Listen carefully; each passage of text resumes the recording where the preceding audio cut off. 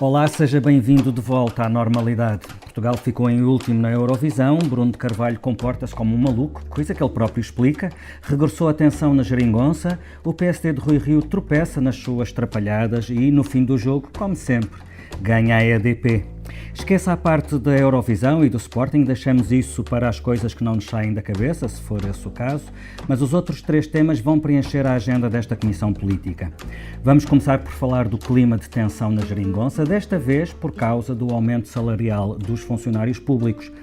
Todos sabemos que governar é gerir a escassez e por muito que o discurso triunfal do Governo sobre economia e finanças públicas possa ter dado uma ideia diferente, a verdade é que o nosso orçamento do Estado continua a ser um orçamento escasso. Daí a necessidade de opções. E António Costa anunciou este fim de semana, em entrevista ao Diário de Notícias, que entre aumentar os funcionários públicos ou contratar mais funcionários públicos, opta pelo segundo caminho. PCP e Bloco, que talvez tenham acreditado no tal milagre económico português, não aceitam esta opção porque acham que não é preciso optar e pressionam o Governo a aumentar os funcionários públicos e, ao mesmo tempo, investir em melhores serviços do Estado com mais funcionários públicos. Veremos até onde vai esse braço de ferro, com uma certeza. Se o PCP e o Bloco falharem no apoio ao próximo orçamento, haverá eleições antecipadas. Será que António Costa está interessado em forçar essa precipitação de calendários?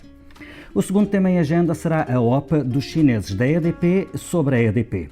O primeiro efeito dessa notícia foi a valorização das ações da EDP, o segundo será a oposição da EDP aos termos da proposta feita pelo seu maior acionista. E por fim, vamos assinalar os 3 meses de liderança de Rui Rio no PSD. O partido vai subindo aos poucos nas sondagens e marcando a agenda política, mas também continua a tropeçar nos próprios pés, como se viu na última semana. Estamos a gravar na manhã de terça-feira, dia 15 de maio, e temos uma estreia nesta Comissão Política, a Paula Santos, a nova editora executiva do Expresso. Olá, Paula, bem-vinda. Muito obrigada, olá a todos. Não é uma estreia, mas também merece as boas-vindas a Rosa Pedroso Lima, jornalista do Expresso, que acompanha as esquerdas, os movimentos sindicais e a concertação social. Olá, Rosa. Olá a todos. E ao telefone, a partir do Porto, onde hoje vai moderar uma conferência, está o Pedro Santos Guerreiro, diretor do Expresso, que comigo forma a dupla residente deste podcast. Olá, viva. Eu sou o Filipe Santos Costa. Se me perguntar entre aumentar o número de funcionários ou vencimento dos funcionários, eu digo aumento o número dos funcionários. Neste momento é mais importante para melhorar a qualidade dos serviços, para responder melhor àquilo que são as necessidades portuguesas. Não vale a pena pormos a nós próprios escolhas absurdas. O problema não está em não haver dinheiro. O problema está na injustiça da sua distribuição e também na falta de investimento público. Não é por falta de dinheiro, é por opção política. Justamente porque tem consciência que a austeridade passou a ser transferida para os serviços. E, portanto, isso de certa forma é uma confissão de que nós estamos na mesma em austeridade, agora simplesmente ela é de outra forma. E essa outra forma é o reconhecimento que os serviços estão carenciados de recursos humanos. Ouvimos um popurrí de declarações dos últimos 3 dias. Começámos com a entrevista de António Costa ao Diário de Notícias, seguiram-se as reações de Catarina Martins, de Jerónimo de Sousa e de Rui Rio. Está visto, o aumento dos funcionários públicos é o busilis anunciado do próximo Orçamento de Estado. Rosa, a tensão na geringonça, como sabemos, é um dos temas de que mais falamos neste podcast. Temos o nosso cantinho reservado para o foco de tensão de cada momento.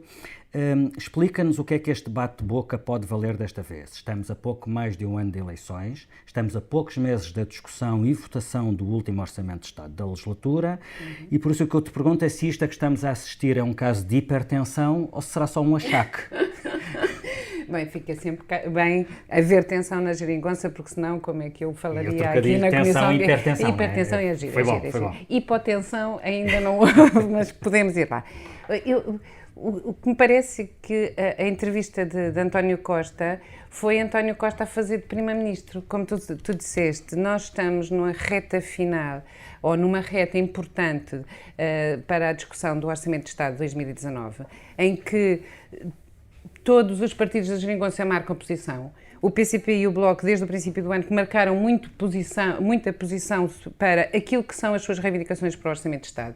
Todos sabem que é agora e até ao verão que se põem as cartas em cima da mesa. O PCP e o Bloco fizeram. E o aumento dos salários dos funcionários públicos é uma cartada essencial para Essencial. Depois, a seguir, vêm as férias e quando se regressa é no Parlamento que se já está a alinhavar e a cozer o Orçamento de Estado. Portanto, o Primeiro-Ministro veio a jogo marcar a sua posição, marcar o seu território e também, como Primeiro-Ministro e como político, ou politicão, como diz a Ângela Silva, eu acho uma expressão engraçada, Costa, um politicão, aproveitou o pretexto também para desviar um pouco as atenções de outros assuntos que não seja o desagradável estado da preparação do país para os fogos e o ainda mais desagradável tema da corrupção com Pinho e Sócrates a se aplicar o Partido Socialista. Ou seja, achas que isto serviu também de cortina de fumo para dois problemas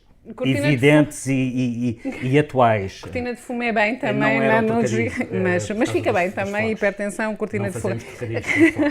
Mas, de certa maneira, tu repara, o que foi puxado para as manchetes foi a possibilidade de deitar abaixo o governo, cair se não não for aprovado o orçamento. A segunda é, se calhar não haverá aumentos para os funcionários públicos e, portanto, nesse sentido desviou as atenções. Oh, Rosa, a verdade é que a Catarina Martins, ainda esta segunda-feira, dizia que todos os anos é igual, nunca nada está garantido à partida, mas os três partidos nunca deixaram de negociar para que seja possível um orçamento. Portanto, o que eu te pergunto é se há aqui alguma coisa de novo. Há nos termos em que é colocado e a atenção na geringonça tem sempre pequeninas diferenças, mas no essencial não. Eu acho que Costa, como Catarina Martins e como Jerónimo, sabem desde o princípio que a geringonça está condenada a entender-se. E na entrevista o Primeiro-Ministro diz mesmo isso, que temos de continuar a caminhar durante o próximo ano e meio até ao final da legislatura e, por mim, estou pronto para continuar esta caminhada a seguir às eleições legislativas. Portanto, como disse, acho que é uma marcação de terreno, até porque, repara, este tema dos salários da função pública não é uma bandeira só do PCP e do Bloco. Este veio ao coração do eleitorado socialista.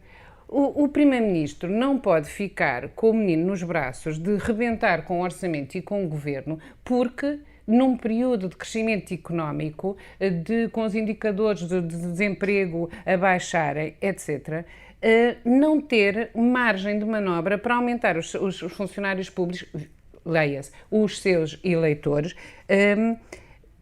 nem que seja um bocadinho. O que eu penso é que não serão os 4% que reivindica o PCP, a CGTP e o Bloco de Esquerda, não sei exatamente mas, pelo menos se uma atualização ao nível da inflação. Entre o 0 e o 4% haverá seguramente margem. Paula, é sabido que nunca nenhum governo que tivesse um mínimo de margem deixou de dar boas notícias aos funcionários públicos em ano de eleições. Este governo tem-se vangloriado do crescimento económico e do brilharete do déficit. Portanto, margem haverá alguma, daí que seja estranho que António Costa venha neste momento sinalizar uma escolha que não passa pelo aumento, pela atualização salarial dos funcionários públicos. Coloca a fasquia do domínio de uma decisão e não... De uma decisão política e que aumenta a tensão negocial. Parece-te que tu acreditas mesmo que um governo, tendo condições de aumentar os funcionários públicos, não o fará em ano eleitoral? Não acredito que este seja o primeiro governo a não o fazer, francamente. Acho que provavelmente o que haverá aqui da parte de António Costa agora é uma necessidade também de marcar algum terreno político, como dizia a Rosa, estou completamente de acordo com ela, e de mostrar também alguma independência em relação àquilo que são as posições exigidas pelo Bloco de Esquerda e pelo PCP, constantemente na mesma luta e na mesma batalha. Ou seja, nós não nos podemos esquecer que estamos a falar de negociações para o orçamento na véspera de um ano de eleições. E quando elas surgem na véspera de um ano de eleições, por três partidos que estiveram, de alguma forma, a governar juntos, ainda que não formassem uma coligação governamental, cada um deles tem uma tendência para se tentar afirmar em relação ao outro, e o Partido Socialista também a terá, não é? E o Primeiro-Ministro também olha para isso como mais uma forma de marcar a posição em relação aos outros partidos, que é, nós, apesar de tudo, chegaremos ao mesmo ponto provavelmente juntos, porque eu não creio que alguém vá fazer uma situação de ruptura, não acredito verdadeiramente em relação ao próximo Orçamento do Estado, mas é preciso vincar posições que são diferentes, porque a seguir, a partir daí o que vamos ter é um combate político para uma campanha eleitoral que vai estar muito em cima da mesa e muito aguerrida, onde cada um deles tem que fazer valer a sua diferença por causa do eleitorado que também pretendem atingir. Sim. Voltando então à questão da função pública e dos aumentos salariais. Se virmos bem, esta questão nem dentro do governo é totalmente pacífica. Claro que estamos a falar das declarações do Primeiro-Ministro, mas a mensagem para dentro, tendo em conta até a entrevista que a Secretária de Estado da Administração Pública nos deu, não é completamente perentória e afirmativa, ou seja... Vale a pena fazer só o ponto da situação. A Secretária de Estado da Administração Pública, Fátima Fonseca, deu uma entrevista à edição do Expresso no sábado, em que reconhecia que 10 anos sem aumentos, como acontece com a função pública, é muito tempo. No fundo, António Costa também o diz, no fundo ele também o reconhece e deixa aí aberta essa possibilidade. O que diz é que está dividido entre duas coisas. Eu penso que aquilo que o Primeiro-Ministro vai tentar fazer são as duas coisas, justamente. Ou seja, arranjar de alguma forma uma margem para contratações e depois vai chegar no ano que vem ou no Orçamento do Estado dizendo que, apesar do trabalho todo e da dificuldade, conseguiu fazer os dois cenários. Aumentar ligeiramente a função pública. E integrar mais funcionários. É o que eu acho que é a intenção. Pública. Pedro, esta é uma possibilidade, isto ser uma coreografia negocial. A outra hipótese é António Costa ter mesmo a tentação de esticar a corda, provocar um chumbo do Orçamento de Estado e com isso precipitar eleições. Sim, mas é sempre um cenário onde o ONU ficaria do lado de quem rompe, como temos falado muitas vezes em episódios anteriores, e esse ONU é sempre prejudicial precisamente a quem rompe.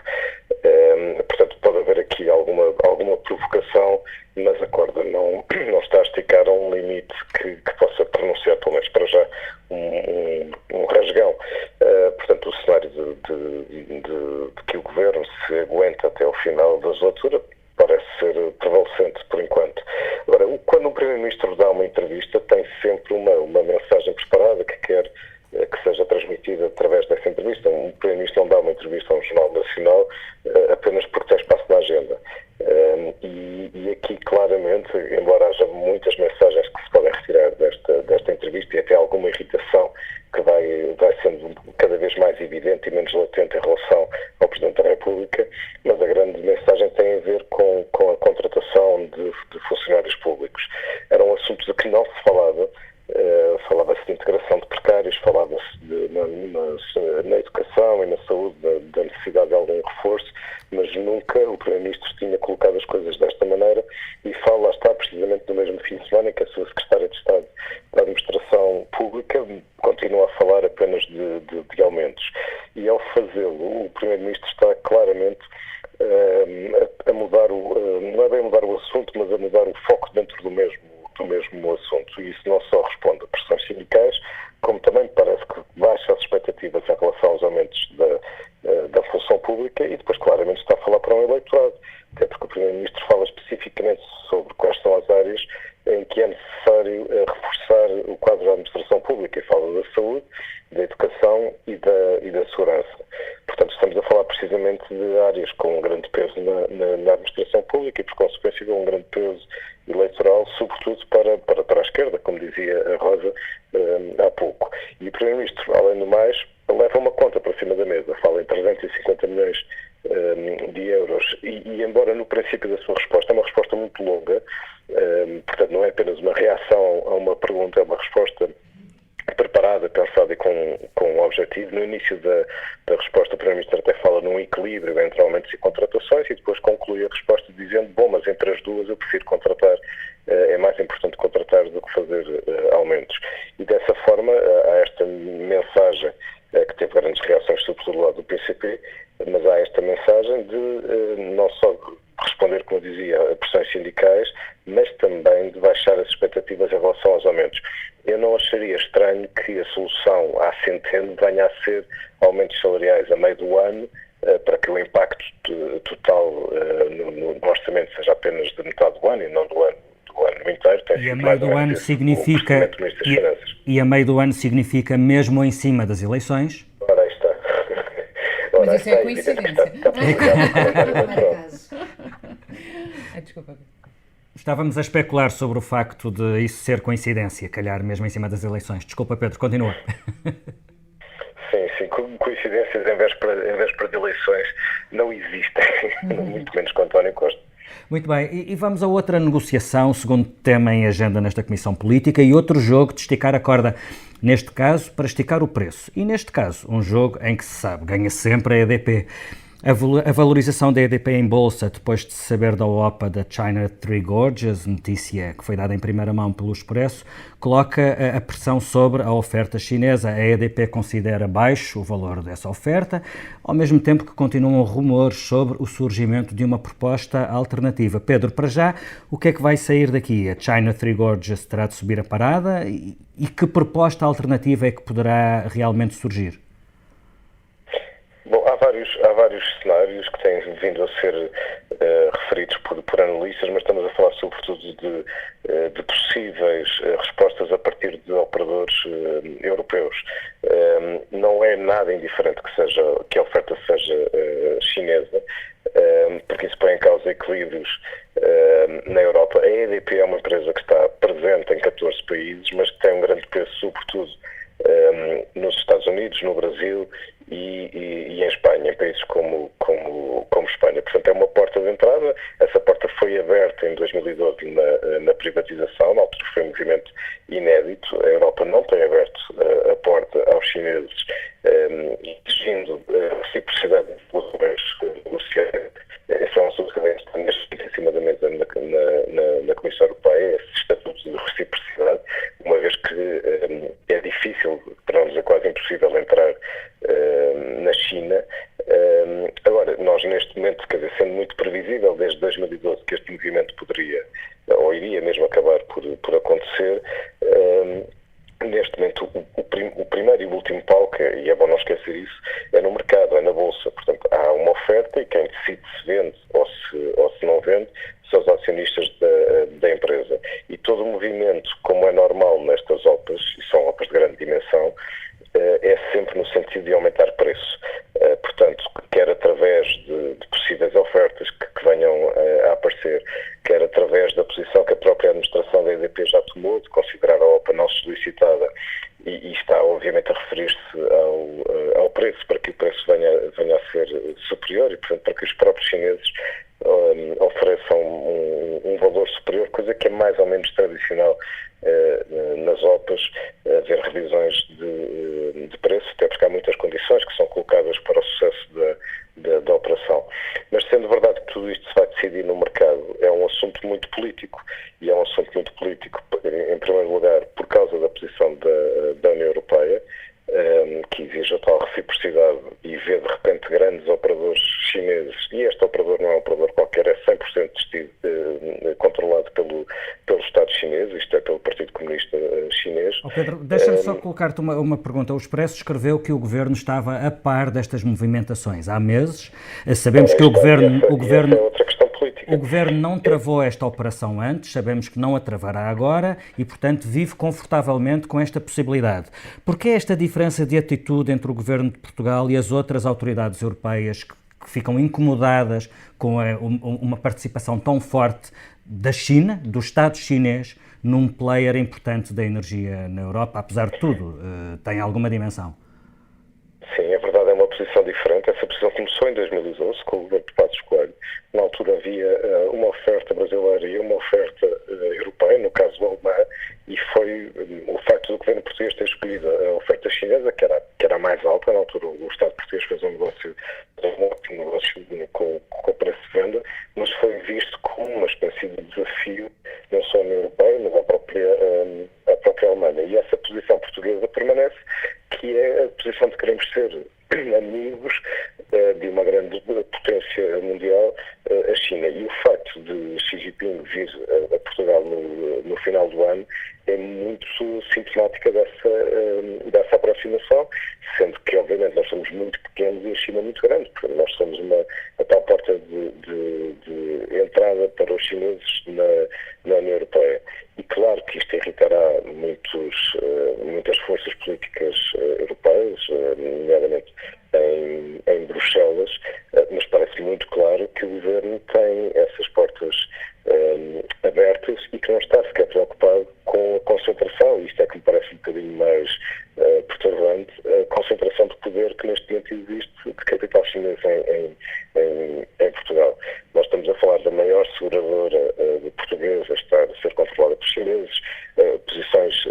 banca, posições na energia, não só na EDP, mas também na REN, posições na comunicação social, agora com o investimento na Global Notícias, o próprio investimento na TAP é feito indiretamente com capital chinês e, portanto, vão sendo muitos investimentos, são investimentos muito grandes e em setores muito estratégicos. Pedro. E o governo português parece completamente radiante com isso, e nós não sabemos o que é que foi negociado, mas certamente alguma coisa foi negociada para que o governo português fosse tão explícito no seu, enfim, não digo no seu apoio, porque esse apoio não é explícito, mas na não oposição, que é claramente explícito. Uma última questão relacionada com isso. Nesta OPA, a China Three Gorges está assessorada pela Linklaters. É a sociedade de advogados onde até há poucos meses Pedro Cisa Vieira era um dos advogados mais destacados. Agora Pedro Cisa Vieira é ministro adjunto do primeiro-ministro num governo que, como vimos, abre uma autoestrada para este negócio. Esta ligação pode ser problemática? Pode. Estamos a falar de um possível conflito de interesses. Ele formalmente não existirá se Pedro Cisa Vieira, dependendo do grau de envolvimento de Pedro Cisa Vieira no negócio e obviamente da sua relação direta com a sociedade de advogados. Nós podemos estar a falar no conflito de interesses. É verdade que a Linklaters, que é uma grande firma internacional que está presente em Portugal, uma grande firma de advogados inglesa que está presente em Portugal há vários anos, e que foi liderada por Pedro Cisa Vieira, e Pedro Cisa Vieira terá tido um papel determinante nesta aproximação entre os dois governos. Neste momento a informação que temos ainda não é suficiente para suspeitar do que quer que seja, mas relembro que o facto de existir um conflito de interesses não significa necessariamente que tenha existido um comportamento contrário ao interesse do Estado, mas a própria detecção do conflito de interesses deve levar ao afastamento de pessoas que enfim, é que a sua ambiguidade possa gerar problemas de interpretação. E o próprio Estatuto, aliás, o próprio Estatuto da Ordem dos Advogados prevê isso. Agora, parece ser verdade que Pedro Cisa Vieira teve um papel muito importante nesta aproximação que existiu também com o governo português nos últimos meses. Muito bem, vamos ao terceiro tema em agenda nesta Comissão Política, PSD. Na sexta-feira, Rui Rio cumpre 3 meses na função de líder do maior partido da oposição. No primeiro mês o PSD viveu em clima de guerra civil, depois continuou numa espécie de guerrilha, enquanto a nova direção social-democrata assinava acordos com o governo num clima de bloco central. E depois disso o PSD começou a fazer oposição e até conseguiu impor na agenda 2 temas que se tornaram centrais. Por um lado, o negócio entre a Santa Casa e o Monte Pio, e por outro lado, as investigações a Manuel Pinho e José Sócrates, que passaram a fazer parte do debate político. E quando as coisas pareciam entrar nos eixos, o PSD voltou a tropeçar nos seus próprios pés. Na semana passada, o deputado responsável pela área da saúde pediu a demissão do Ministro da Saúde e logo foi desautorizado por Rui Rio. E no Expresso de sábado, Helena Fraga fazia grandes elogios à Procuradora-Geral da República, coisa em que Rui Rio se recusa a acompanhá-la, e há também notícia de posições divergentes no partido sobre as propostas de enriquecimento ilícito. Bom, Paula, no meio disto tudo, o que é que fica destes 3 meses?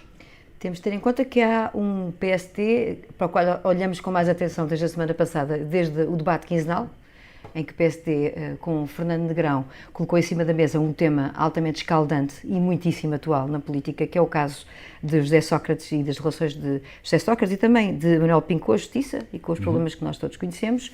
E depois há o outro PSD que tu enumeraste lindamente para trás.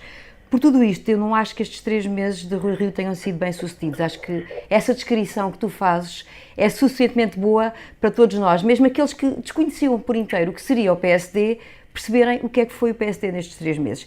E se tivermos em conta que Rui Rio é um homem com uma credibilidade política, com diversos anos de experiência política e que há muito tempo se pensava poderia dar o passo para ser líder do PSD ou para ser candidato à liderança, e que substitui Pedro Passos Coelho, que era um homem, como nós sabemos também, ligado ao passado, ao anterior governo, que toda a gente entendeu, e o seu próprio partido, que não soube dar a volta por cima do resultado eleitoral, que não lhe permitiu governar. Se entendermos que por tudo isto havia condições para haver assim, uma espécie de benesse do partido em relação ao novo líder, a verdade é que desde o Congresso que ela não aconteceu, não houve estado de graça. E porquê? Por várias razões de que podemos falar um pouco melhor, mas também porque há aqui, e isso notou-se desde sempre, e a questão do deputado da semana passada, a questão em relação ao deputado Ricardo Batista Leite, Ricardo Batista Leite, exatamente, e a Rui Rio, e ao próprio Fernando Negrão, nota-se que não há comunicação, logo para começar, entre diversas entidades no PSD, nomeadamente o líder parlamentar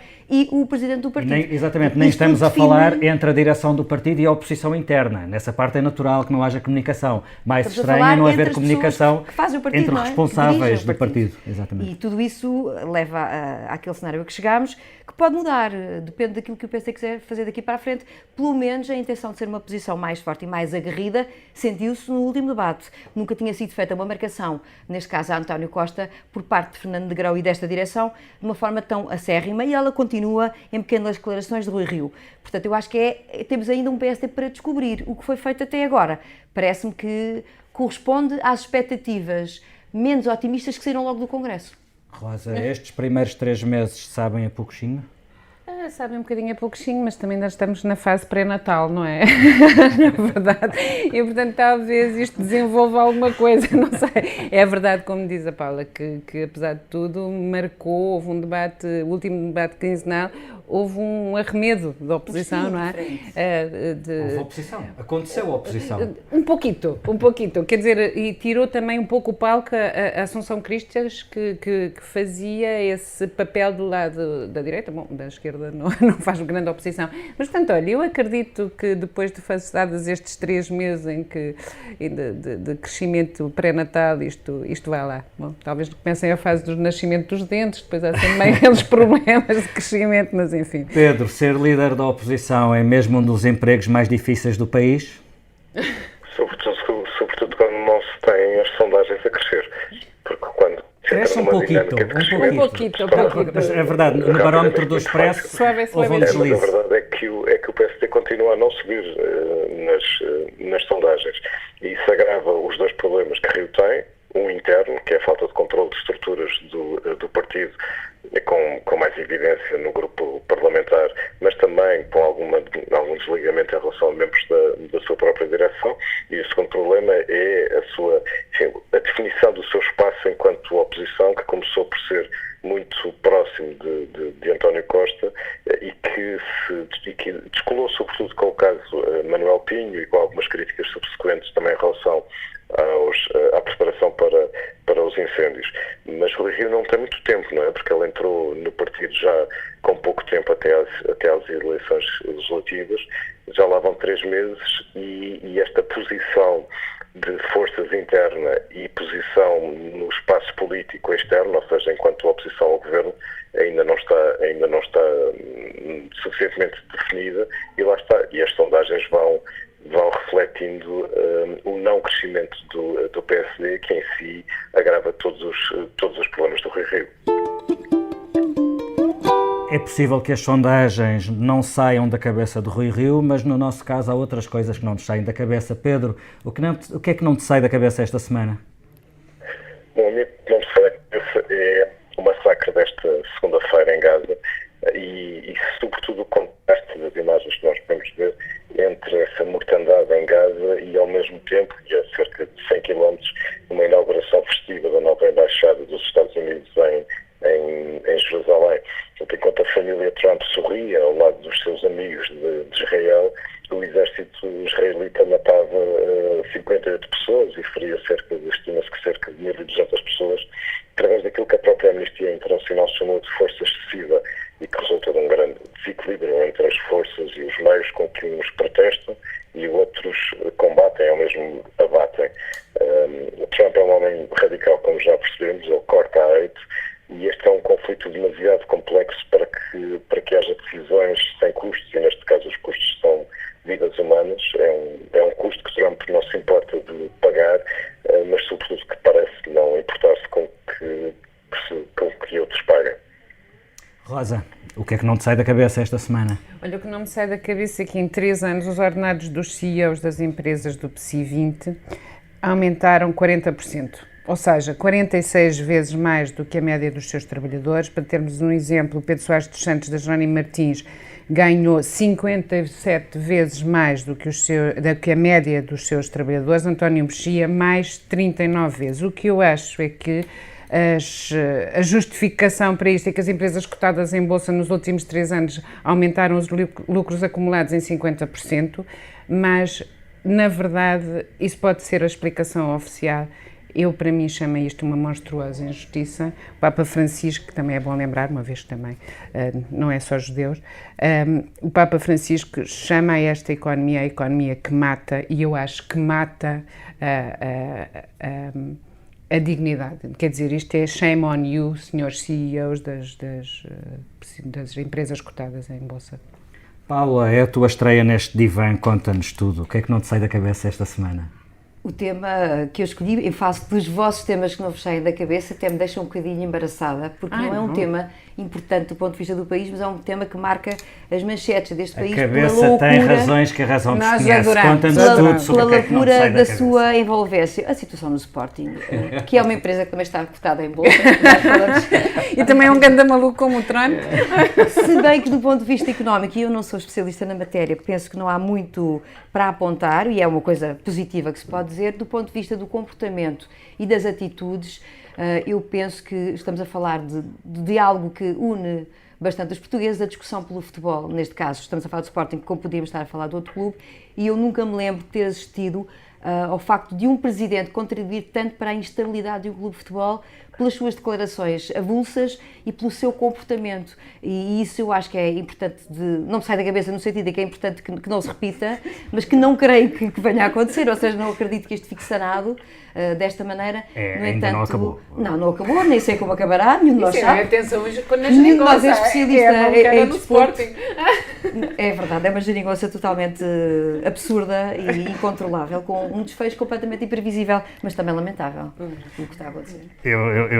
Eu mentiria se dissesse que esse não seja também um tema que me tem ocupado os neurónios durante algum tempo, por razões diferentes das tuas, Paula, mas o assunto que eu queria aqui trazer e que não me sai mesmo da cabeça é o vídeo do This is America, a música nova do Childish Gambino. A malta mais hipster e moderninha neste momento fará um ar de tédio pensando, oh meu Deus, que tema tão semana passada, mas para quem não saiba de que é que eu estou a falar, o Childish Gambino é o alter ego musical de um tipo chamado Danny Grover. Ele é ator, comediante, argumentista, produtor, realizador, enfim, é um homem da Renascença, é um homem dos 7 instrumentos. Os fãs de Star Wars vão vê-lo no fim do mês no filme Solo. Ele vai fazer de Lando Calrissian, e eu compreendo que para algumas pessoas eu estou a falar línguas estrangeiras, mas eu vou explicar de que é que estamos a falar. O vídeo desta música colocou-o num patamar completamente diferente. Ele era, do ponto de vista musical, era só um músico de hip-hop e R&B razoavelmente interessante, mas ele fez sábado uma semana, ele foi ao Saturday Night Live. Nesse programa ele era o convidado e fez um monólogo inicial, como fazem sempre os convidados, e começou por dizer: eu sou um ator, um escritor e um cantor. Há quem já me tenha descrito como uma tripla ameaça, eu prefiro ver-me como uma ameaça. E nessa noite foi lançado no YouTube o vídeo desta música, que se tornou viral instantaneamente, e isto é, meus amigos, arte em estado puro, no sentido não só do apuro técnico, mas sobretudo no sentido da quantidade de referências que conjuga, aquilo vai tudo para a bimbi, é reciclado e faz uma coisa nova. E também na medida em que a arte, quando é boa, tem que ser desafiadora, e eu agora vou usar um palavrão, deve ser polissémica, e este vídeo tem-se mesmo prestado a um mundo de interpretações. A New Yorker no outro dia escrevia que o vídeo do This is America está a ser analisado no Twitter como se fosse a pedra de Rosetta. E last but not least, é um vídeo que é política até à medula. Isto é política em estado puro, é um retrato hiperviolento dos Estados Unidos e que coincide, faz eco daquilo a que Trump, no seu discurso de tomada de posse, chamou a carnificina americana. É mesmo... e também é um questionamento do papel do entertainment neste ecossistema e na sociedade em que vivemos. Bom, isto dava imensa conversa, mas ficamos por aqui. Quem não sabe o que é, vá googlar. Quem já sabe o que é, que me perdoa o facto de ter falado de um tema que é tão semana passada. Mas usaste ficamos por aqui. polissémico. Eu usei a palavra polissémico. A edição multimédia da Comissão Política é da Joana Beleza. A ilustração é do Tiago Pereira Santos. Se nós nos levássemos excessivamente a sério, terminaríamos com o This is America, mas como não, vamos terminar com o outro fenómeno musical do momento. Portugal organizou pela primeira vez um festival da Eurovisão. Finalmente. O vencedor foi Toy. Acho lamentável que ninguém tenha trazido esse assunto aqui à discussão, e é com Toy que nos despedimos. Até para a semana que vem. Sensual, és tão sensual, tens o ar de mulher fatal. Sensual, és tão sensual que até o teu simples beijar me faz mal. Sensual, és tão sensual, tens o ar de mulher fatal. Sensual, és tão sensual que até o teu simples beijar me faz mal. Sensual, és tão sensual, tens o ar de mulher fatal. Sensual, és tão sensual que até o teu simples olhar me faz mal.